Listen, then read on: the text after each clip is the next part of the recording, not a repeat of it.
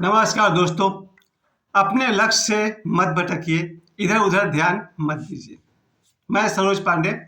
आज मैं आप सभी से कहना चाहता हूँ, नव वर्ष आ रहा है, यानी कि होली। जो हम लोग का होली पर्व है वो हम सबका नव वर्ष है। जैसे विश्व के दूसरे देशों में लोग 1 जनवरी को न्यू ईयर मनाते हैं, वैसे ही हमारे देश में होली नव वर्ष का उत्सव है। नव वर्ष सामने आ रहा है। आज देखा जाए तो आज 21 तारीख है। आज से 4 दिन बाद होली का पर्व आएगा, जो हम सबका नव वर्ष है। इस नव वर्ष पर मेरी आप सभी से एक विनती है, कहते हैं ना, हाथ जोड़कर प्रार्थना है मेरी तरफ से। अपने लक्ष्य पर ध्यान दीजिए, इधर उधर मत भटकिए। ये आपको कम और अपने आप को ज़्यादा कह रहा हूँ। इस बार जब मैं अपना जन्मदिन मना रहा था 3 मार्च को, तो मैंने अपने आप से प्रण किया, अपने आप को समझाया, अब और नहीं भटकना है। अपने लक्ष्य पर ध्यान दीजिए, अपने सपने को पूरा कीजिए। और मैं आप सभी से कहना चाहता हूँ कि जितने भी लोग हैं, चाहे आपकी उम्र कुछ भी है, 15 साल से लेकर के 80 साल के लोग भी, अगर आपका कोई सपना है जीवन में, उस पर ध्यान दीजिए। गलती मुझसे क्या हुई थी, वो ये कि लक्ष्य था कुछ और बनना, और मेरा ध्यान था दोस्ती, प्यार, मोहब्बत, एटसेट्रा एटसेट्रा। दुर्भाग्य है मेरा कि मेरा ध्यान मेरे लक्ष्य पर नहीं था।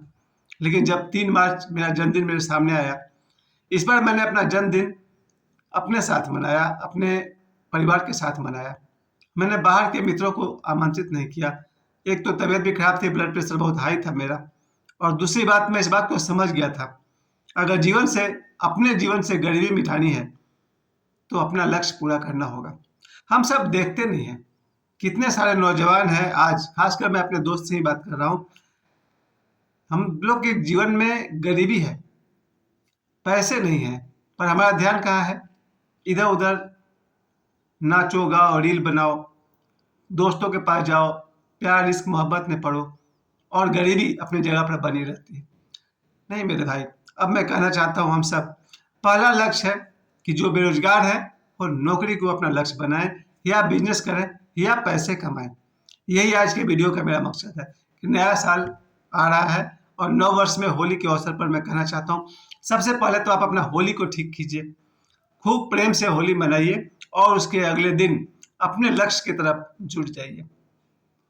किसी का लक्ष्य है नौकरी पाना, सरकारी नौकरी पाना, किसी का लक्ष्य है अपने बिजनेस में अपने आप को एस्टैब्लिश करना, यानी कुल मिलाकर के पैसे कमाना। पहला लक्ष्य अक्सर हम सबका वही है, पर हम सब इधर उधर भटकते हैं, और जीवन में बेरोजगारी और गरीबी हमारे जीवन का अंश बनकर रह जाता है, अंग बनकर रह जाता है। और उस बात को भी याद रखिए, जो महाभारत में एक कथा है कि अर्जुन जब वो लक्ष्य भेदन कर रहा था, उसके सिर के ऊपर एक मछली नाच रही है, और उसे मछली के आंख में तीर का निशाना साधना है, और नीचे उसको एक तेल के बर्तन में देखना है। उस लक्ष्य में बहुत बड़ा रहस्य छिपा हुआ है। उस कथा में, उस कहानी में एक बहुत बड़ा टारगेट है, जहाँ उससे पहले उसका जब अभ्यास चल रहा था, अर्जुन का जब अभ्यास चल रहा था, तब द्रोणाचार्य ने उन सभी को, अपने शिष्यों को, अपने स्टूडेंट्स को जो शिक्षा दी थी, जो अभ्यास करवाया था, वही अभ्यास आप सभी के जीवन में होना चाहिए, मेरे जीवन में होना चाहिए।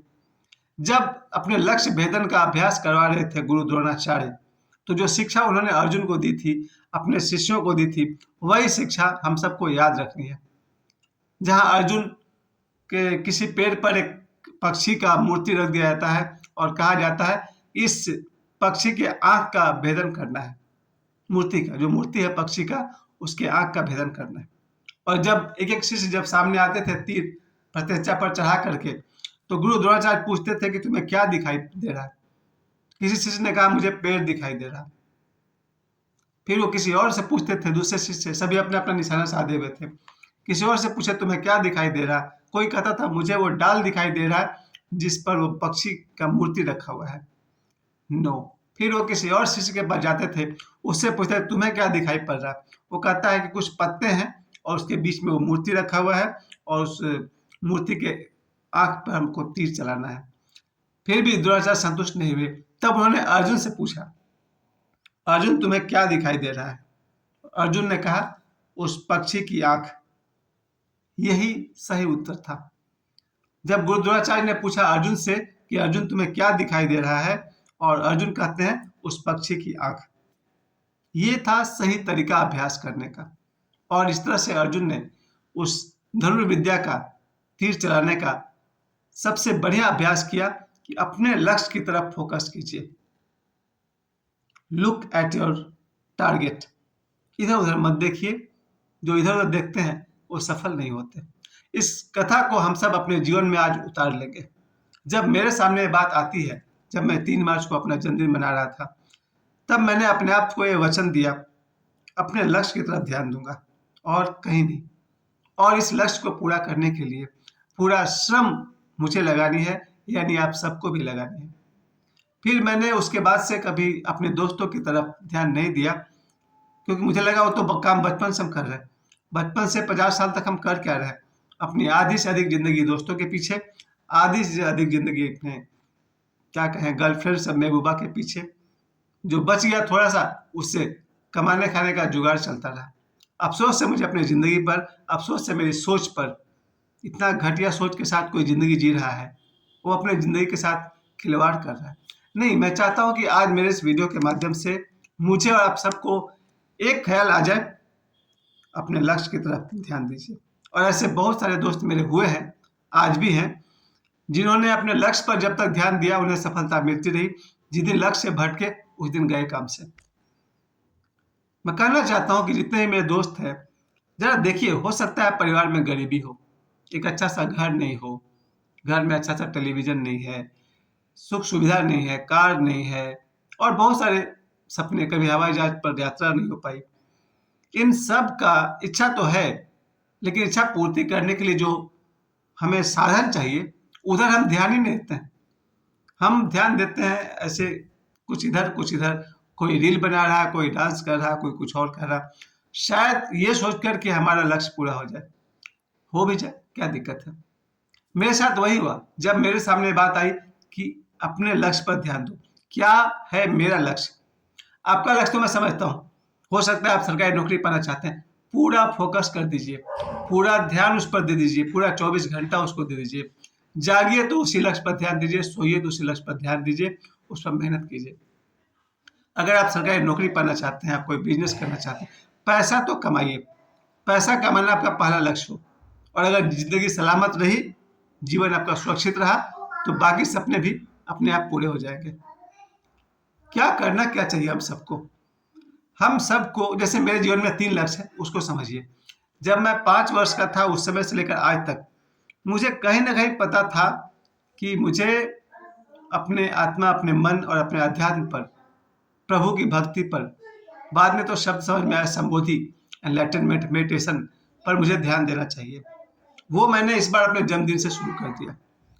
इस बार मैंने देखा है, अपने आप को मैंने देखा है, सुबह से रात तक मेरा फोकस मेडिटेशन पर है, क्योंकि मेडिटेशन ही मन के हजार झंझट से मुझे बचाता है और मन को संतुलित करता है। तो मेरा जो पहला लक्ष्य है मेडिटेशन, उस पर मैंने अपने 100% ऊर्जा और फोकस लगा दिया। उसके साथ एक और फोकस था मेरा बचपन से, जब मैं 12-13 साल का था, उस समय से लेकर मैं एक्टर बनना चाहता था, कलाकार बनना चाहता था। मैंने मेहनत किया उस समय से लेकर के आज तक। सफलता मुझे अब मिली, जब मैं देख रहा हूँ कि कल परसों इन 3 दिनों में मैंने जितने वीडियोज बनाए, वो फेसबुक पर और यूट्यूब पर हजारों लोगों ने प्रतिदिन मेरे वीडियोज को देखा। अब देखिएगा, फेसबुक पर मेरे वीडियोज को 800, 900, 1000 लोग देखते हैं। मुझे खुशी होती है कि जो बचपन का सपना था लोगों के मनोरंजन करना, और जब मैं घर से निकलता हूँ तो मुझे और मेरी बेटी को कई लोग मिलते हैं दिन भर, जो कहते हैं भाई आप तो छा गए हैं मोबाइल पर। ये बिल्कुल मेरी बेटी भी कहती है कि हम लोग घर से निकलते हैं, मोहल्ले के लोग से लेकर के लोकल 2-4 किलोमीटर तक लोग कहते हैं भाई आपका वीडियो हम देखते हैं, अच्छा लगता है, हम लोग वेट करते हैं आज आप क्या बनिएगा।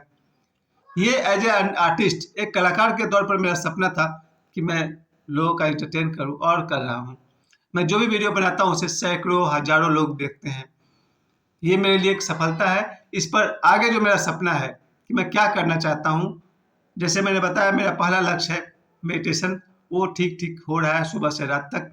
मेरा दूसरा लक्ष्य है कलाकार के तौर पर अपने आप को एस्टैब्लिश करना, वो आज ऊपर वाले की कृपा से मेरा टारगेट है कोई शॉर्ट वीडियो बना लें, कोई एक गाना का एल्बम तैयार करें, कोई फिल्म शुरू करें। उस पर मैंने अपनी पूरी शक्ति लगा दी है। आज मेरे पास सुविधा सब है, बस किसी दिन शुरू कर दूंगा। आज मुझे कोई गाना बनाने के लिए, कोई फिल्म बनाने के लिए किसी के सामने हाथ फैलाने की जरूरत नहीं है। मैं अपना काम खुद कर सकता हूँ। मुझे किसी फाइनेंसर और प्रोड्यूसर की ज़रूरत नहीं है, वो मैं खुद कर लूँगा। बस आज या कल अपना कमर कसने की बात है, और जो मेरा ये दूसरा सपना है कलाकार बनने का, वो मैं आज या कभी भी शुरू करूँगा और पूरी शक्ति उस पर लगा दूँगा। एक सपना और है मेरा, तीसरा सपना, वो है धरातल पर जीना। और धरातल पर जीने वाली बात ये है कि मेरा सहारा, जब जिस स्कूल में मैं पढ़ाता हूँ, पहले मैं ट्यूशन नहीं पढ़ाता था, फिर अपने जन्मदिन से बहुत पहले मैंने सारे ट्यूशन को बाय कर दिए। अब मैं कोई ट्यूशन नहीं पढ़ाता हूँ। मुझे घर-घर जाना, अब मेरा ध्यान तो चला गया है आर्टिस्ट बनने पर। अब मैं घर-घर जाकर ट्यूशन नहीं पढ़ाता हूँ, सिर्फ स्कूल में पढ़ाता हूँ। अब मेरा तीसरा लक्ष्य है कि जिस स्कूल ने मुझे इन 3 वर्षों में, मैं 3 साल से जिस स्कूल में पढ़ाता हूँ, सुभाष चंद्र बोस हाई स्कूल, लोको बाज़ार, 3 वर्षों से इस स्कूल ने मेरी माँ की तरह मेरी बहुत देखभाल की है और कर रहा है। ये स्कूल, मेरी माँ 2022 में गई थी, उसी समय ये स्कूल मेरे जीवन में आया, और इन 3 वर्षों में स्कूल ने मुझे पैसे दिए, एक अपनापन दिया, और मेरा परिवार, मेरे बच्चे इस स्कूल के सहायता से बहुत खुश हैं। अब मेरा तीसरा लक्ष्य है कि जब तक मेरा जीवन है, इस स्कूल को मैं आगे बढ़ाऊँगा। इस स्कूल में आज लगभग 200 ही बच्चे हैं। 4 साल पहले हम लोगों ने स्कूल शुरू किया था 2020 में, लेकिन कोरोना के आने के चलते रुकावट आ गई थी। अब हम लोग इस स्कूल में आज 200 बच्चे हैं, फिर 500 होंगे, फिर 1000 होंगे। अपने स्कूल को इतना प्रोग्रेस पर लेकर जाएँगे कि हमारा सारा सपना इस स्कूल से पूरा हो जाएगा। आप मेरी बात समझिए, अगर स्कूल में 500 बच्चे हो जाएँ, हमारे पास मेरे अपने कमाई की गाड़ी होगी, कम से कम स्कूटी या बाइक ही सही, हमारा अपना घर हो सकता है। हम सब, अब ये मेरा तीसरा मकसद है, अपने स्कूल को तरक्की पर ले जाना है। ये 3 लक्ष्य तो मेरा है, मेडिटेशन, आर्टिस्ट बनना और अपने स्कूल को सफलता की ऊंचाई पर ले जाना।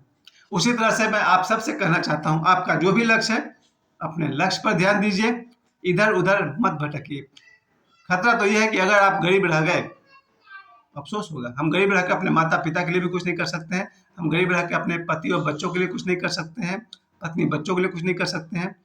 गरीबी के होते हुए जीवन नर्क बन जाता है। आप सब मुझे समय दिए, उसके लिए धन्यवाद। मैं फिर से कह दूँ, दोस्ती, प्यार, मोहब्बत थोड़ा साइड कीजिए, अपने लक्ष्य पर ध्यान दीजिए, पैसे कमाइए, और आपको सारे दोस्त, सारा प्यार, सारे रिश्ते फिर से मिल जाएँगे। मुझे समय देने के लिए आप सबको बहुत-बहुत धन्यवाद। एक बार फिर से अपने लक्ष्य पर ध्यान दीजिए, इधर-उधर नहीं।